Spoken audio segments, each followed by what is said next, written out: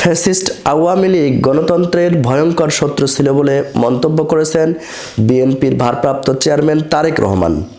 স্বৈরাচার পতন ও গণতন্ত্র মুক্তি দিবস উপলক্ষে বৃহস্পতিবার এক বাণীতে তিনি বলেন, স্বৈরাচারী এরশাদের দল আওয়ামী ফ্যাসিবাদের সঙ্গে ১৬ বছর একত্র হয়ে আইনের শাসন, বিচার বিভাগের স্বাধীনতা ও মানুষের মৌলিক মানবাধিকারকে ক্রমাগতভাবে হরণ করেছে।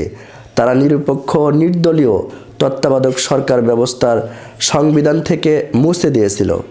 গত ৫ আগস্ট এই অপশক্তিকে প্রতিহত করে ছাত্র জনতার বিপুল তরঙ্গ। এই পরাজিত শক্তি যাতে পুনরুত্থান না ঘটে সেজন্য গণতান্ত্রিক শক্তিকে সবসময় ঐক্যবদ্ধ থাকার আহ্বান জানাই।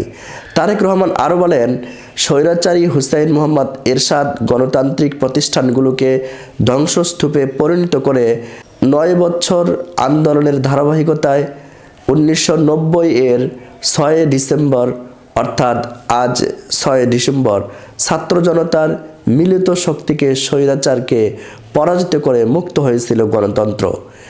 সেই অর্জিত গণতন্ত্রের চেতনায় আবারও ছাত্র জনতা গত ৫ আগস্ট এক হিংস্র ফ্যাসিবাদী ১৯৯০ সালের ৬ ডিসেম্বর গণ অভ্যুত্থানে পতন ঘটে তৎকালীন স্বৈরশাসক হুসাইন মোহাম্মদ এরশাদের।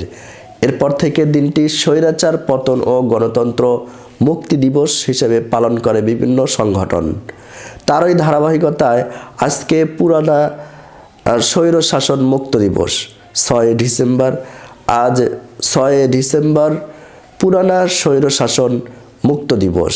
কোনোভাবে যাতে আর ফ্যাসিবাদীদের উত্থান না হয়, দেশ যেন গুপ্ত হত্যা আর ক্রসফায়ারের নিষ্ঠুর যাতা করে পরিণত না হয়, রাষ্ট্র সমাজের সর্বোচ্চ যেন গণতান্ত্রিক মূল্যবোধ প্রতিষ্ঠা পায়, একদলীয় লুটেরা কর্তৃত্ববাদ আর যাতে মাথাচাড়া দিতে না পারে সেজন্য গণতন্ত্রকামী দেশবাসীকে ঐক্যবদ্ধ হয়ে কাজ করতে হবে।